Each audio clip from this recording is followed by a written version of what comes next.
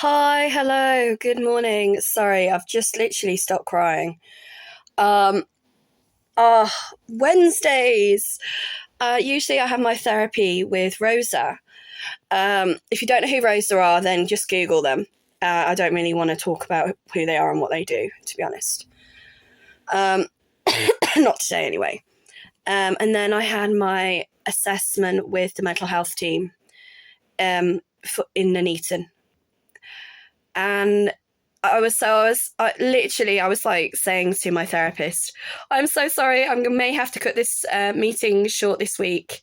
I didn't even get to ask her how her holiday went. I was so sad. But then, literally within 15 minutes, I had my other meeting, which is just finished. My my fake tattoo is starting to fade slightly. They do not last a week. I put this on I think it was last Friday, and now it's starting to fade. But I've been taking photos and I'll do something arty with them. So anyway, I've just had my meeting with the mental health team. And on the contrary to what people have said or posted in the past, the first thing the young lady, and I'm going to say young lady because I am 41, and she probably is only like in her 20s. She might not be, but she sounded really young and she was lovely. And the first thing she said to me was, I can only apologise that it has taken us so long to get back to you. And I said to her, hey, I'm still alive. You know, I'm still here. You're here. You're literally on the phone with me right now. So please don't feel bad about the fact that it took so long for you to get back to me. And she was amazing at her job. She literally went through it step by step by step with me about what the assessment was going to involve. And I had to say to her, this is probably the first time in years that I've actually had somebody on the phone with me, talking to me, that has done their job right. And she was like, oh, I'm so sorry to hear that. And I'm like, no, take it as a compliment. You know, she knew the times that I'd rung up in the past. She had the dates. She went through my medication with me. She went through my past health history with me. Hopefully she learned a few things that she might not have been aware of. Like, she wasn't sure about leukemia, which is what I'm currently on the waiting list to be tested for again, by the sounds of what my GP was saying to me last week. I may be wrong, but I know it has been a concern for a number of years because of my elevated white blood cell count and elevated platelet count. So fingers crossed that's not the case. And then obviously I explained to her what bile acid malabsorption was and how it affects people. And one of the main risks of obviously the treatment, there isn't really a treatment, it's just medication they prescribe, is that it can affect your vitamin B12 levels in your blood. And she was like, yes, thank you for telling me this. This is really, really important information, because obviously vitamin B12 can affect, it's like it helps with, I think it's neurological pathways and your central nervous system. So if B12 levels aren't correct, there can be a lot of health risks. But again, I'm not a doctor.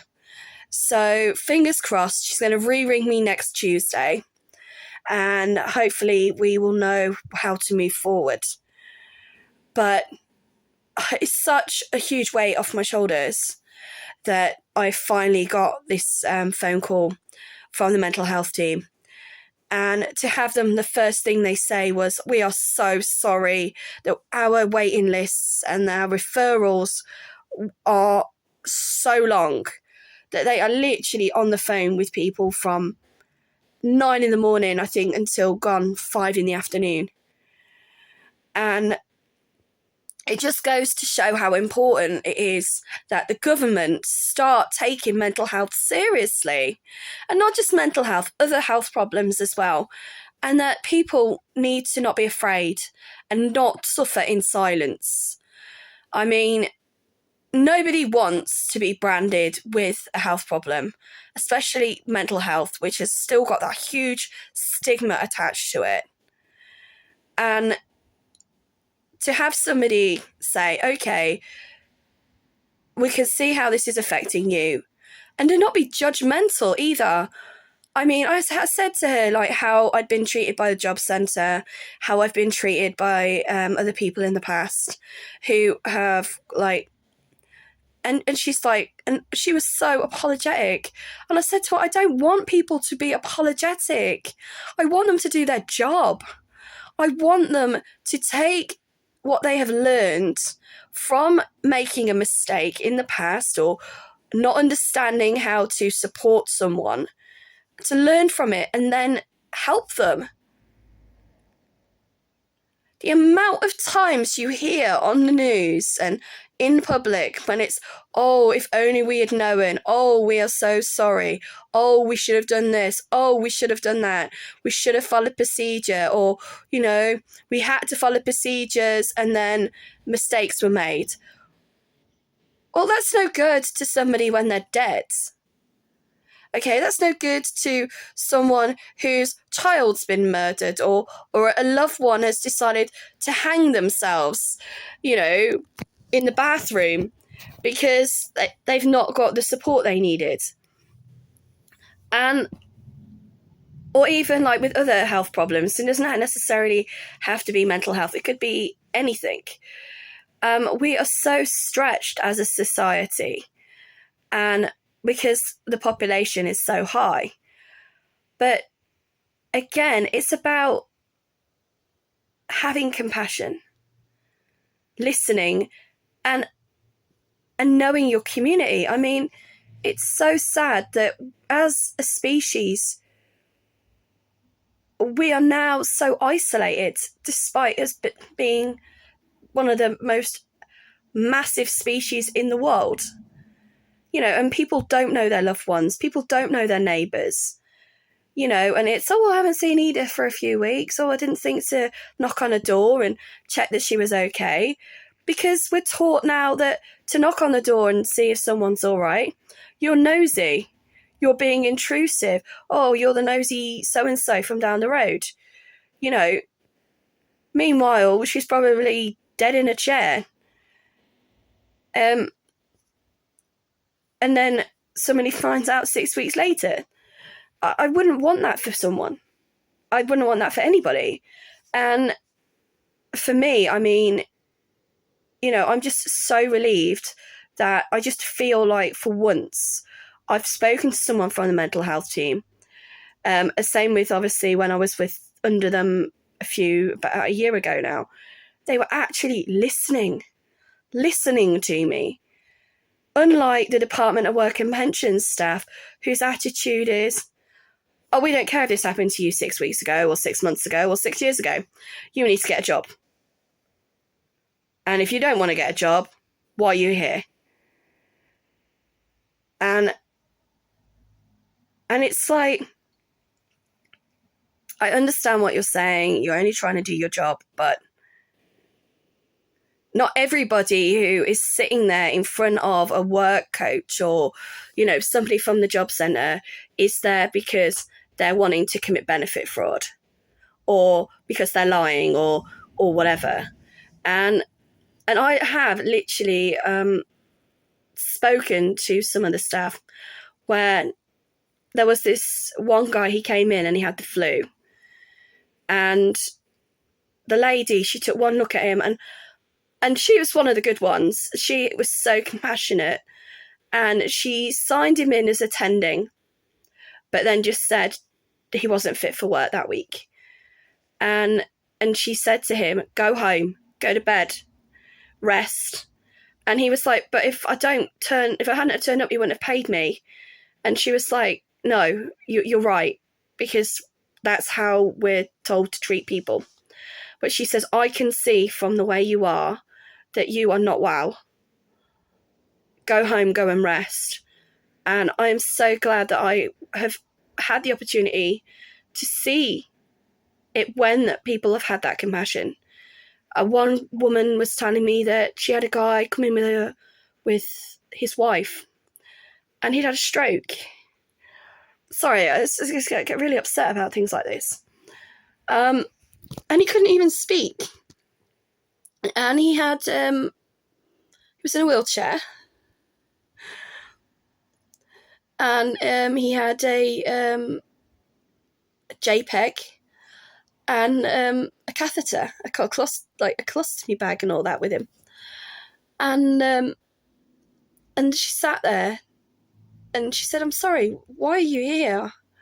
And she said, "Because my husband hasn't been awarded personal independent payments and he's been told he's fit for work." And the lady, she looked at the wife, the woman, of the husband, and then she looked back at the wife and she said, "I am so, so sorry that you've had to endure this. How are you getting your husband home?" And she said, "Oh, we're going to get a taxi."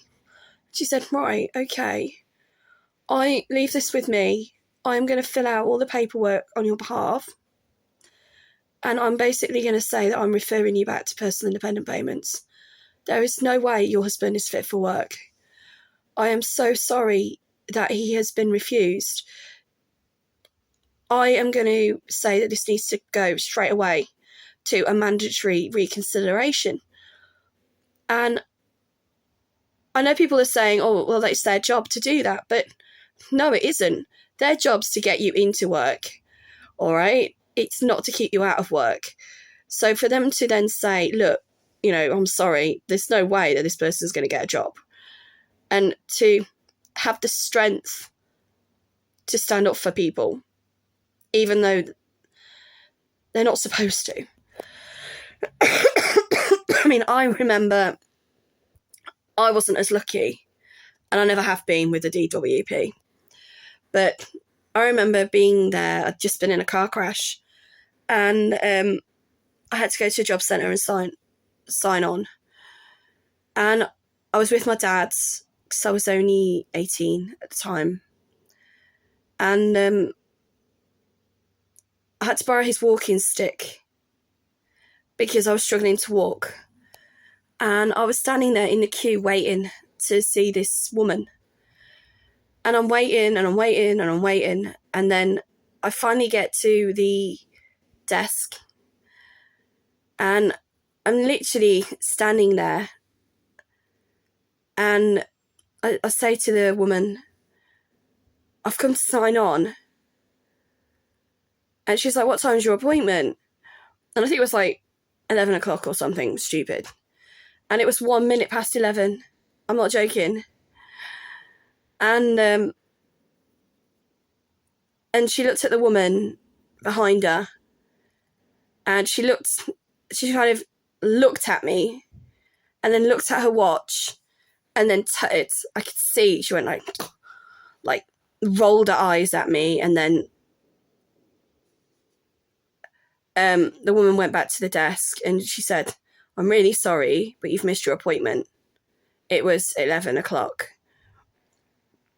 And because you are a minute late, she's refusing to see you." And I remember my dad saying, "Are you taking the piss?" And they said, "Look, if you're going to be abusive, we're going to get security to get rid of you." And he goes, "No, I'm not being abusive. So my daughter has just been in a car crash." He said, "You could see that we had been standing there for over half an hour waiting to be seen by you at this desk. My daughter is not late for her appointment. She has been in the building for half an hour. It's not my fault that it's taken half an hour for you to call her name or for you to even acknowledge that she's here." Why has the woman behind the desk basically been sitting there drinking tea, looking like she hasn't even been doing any work, when she could see that the queue was long, and not even bothered to check to see if any of her appointments were in that queue? So eventually she decided to see me, but only on the condition that my dad left the building. And I said, "Well, he can't leave the building because I'm going to need him to help me get back to the car." And so he went and sat by the front door. And she said to me, "Sit down." And I went, "I can't sit down." She goes, "No, sit down or I'm not going to see you." And I just remember literally standing there, shaking in pain. And I said to her, "I can't sit down. I've just been in a car accident. I've only come to sign on. Can I just sign on and go? And so she was like, fine, sign that piece of paper. And I just remember there literally shaking, trying to sign this piece of paper for her. And I signed it. And then she said to me, right, you've got to come back in 2 weeks. And I was like, yeah, no, I will be back in 2 weeks. And it must have took me like half an hour to walk back to the door from where she was. And I got back and my dad was like, what did she want you to do? And I went, just sign a piece of paper to say that I'd been there. And it was like, so for the sake of a signature, they were going to refuse you. And I was like, yeah, basically. And have been suspended by the job centre as well in the past, again, due to being late or not understanding what day I was supposed to turn up because of my dyslexia, or the time I was supposed to turn up. And you can appeal it. And again, they don't like you to appeal. They don't like to tell you can appeal. So, sorry, I'm just turning off my alarm. So today, to have that experience of where somebody actually was kind and compassionate and caring, it was really, really nice. I mean, you know, even after I was assaulted by my boss, I remember having to sign on literally within days of going through something that was so traumatic. And I remember having to go to the job centre. I had no one to go with me. I had no support network. I had nothing. And I remember them saying to me, well, obviously being assaulted hasn't affected you because you've turned up to sign on at the job centre. And I'm kind of sitting there thinking, yeah, but how can you say that to someone? You don't know how being assaulted has affected me or anybody. All I know is that if I don't sign this piece of paper, I'm not going to be able to keep a roof over my head. I'm not going to be able to pay my bills. I'm not going to be able to feed myself or clothe myself. Meanwhile, I'm waiting for someone to make a decision as to whether or not the person that assaulted me is going to be arrested and go to prison. And I know that that's not how it works. But to wait 6 months to be told that nothing was going to happen to them, I would never wish that on anyone. But to be told by the job centre that I was fine because I went to a meeting, I was just so relieved that today I didn't have to do that. I could just sit at home, feel safer, and have someone talk to me over the phone for 2 hours and then say to me, we're sorry. But I don't want them to tell people that they're sorry. I want them to say, we've learnt from this and we're going to make sure that these changes are put in place and that people aren't waiting 6 to 8 weeks or 15 weeks for an assessment. And that we are going to make sure that we fight the system and we fight the government and say, look, you cannot do this. You cannot keep wasting people's lives. One of the only ways to get people back into work is to make sure that they are mentally and physically fit to start work. And if they're not, why are you punishing them when you are draining our resources to the point where we are having to make people wait 20 weeks to speak to someone?